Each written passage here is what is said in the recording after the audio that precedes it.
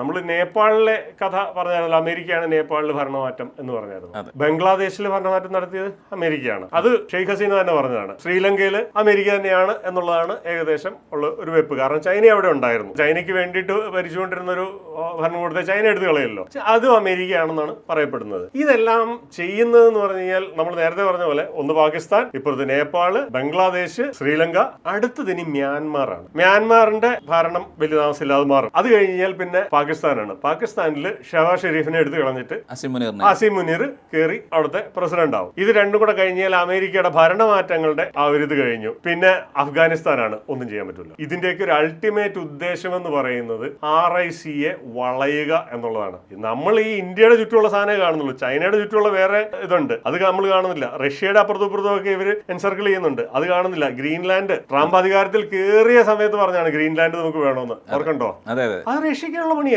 എന്ന് പറഞ്ഞ പോലെ റഷ്യ, ഇന്ത്യ, ചൈന ഈ മൂന്ന് പേരെയും വളഞ്ഞുകൊണ്ടിരിക്കുകയാണ് മോറോർലെസ്. പല പല പല സ്ഥലത്തായിട്ട് അവരുടേതായിട്ടുള്ള സ്ട്രാറ്റജിക് അസറ്റുകൾ കൊണ്ട വെച്ചുകൊണ്ടിരിക്കുകയാണ്.